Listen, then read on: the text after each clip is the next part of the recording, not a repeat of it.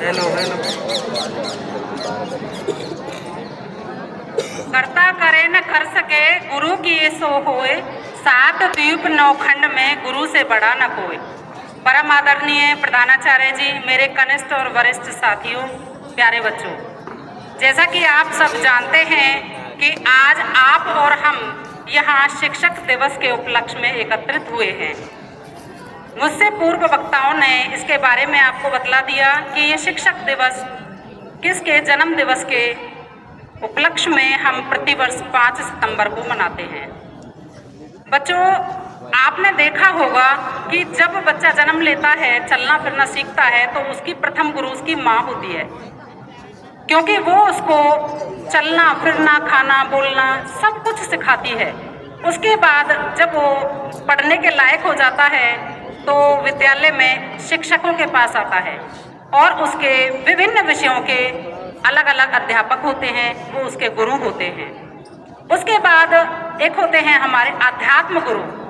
जब हमें ये लगता है कि अब हमें इस जीवन रूपी नौका को पार करने के लिए एक अध्यात्म गुरु की आवश्यकता है, तो हम गुरु मंत्र लेकर के उस गुरु मंत्र को जाप करके अपने जीवन को यहाँ से पार करने की युक्ति सोचते हैं और हम मुक्ति के मार्ग की ओर अग्रसर हो जाते हैं। बच्चों, गुरु का जो मान है, गुरु का जो सम्मान है, वो आपके हृदय में होना चाहिए। ये बात नहीं है कि हम आपसे कहें कि बेटा अध्यापकों का मान सम्मान करें। ये आपको हृदय से ही उनका मान सम्मान करना चाहिए, क्योंकि आपने देखा होगा जो भी विद्यार्थी गुरु का हृदय से सम्मान करते हैं, उनको इज्जत देते हैं, वो जीवन में ज़रूर कामयाब होते हैं। उनको कोई ताकत ऐसी नहीं है जो कामयाब होने से रोक सके।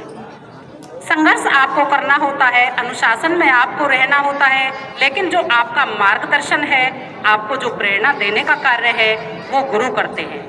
क्योंकि गुरु वह दीपक होता है जो स्वयं जल करके अपने विद्यार्थियों को प्रकाश की तरफ, रोशनी की तरफ ले जाता है। आपने संस्कृत में एक श्लोक भी पढ़ा होगा, येषां न विद्या तपो निदानम ज्ञानम नैशीलम न गुणो न धर्मे ते मृत्युलोके भुवि भारीभूता मनुष्य रूपेण मृगाश्चरन्ति।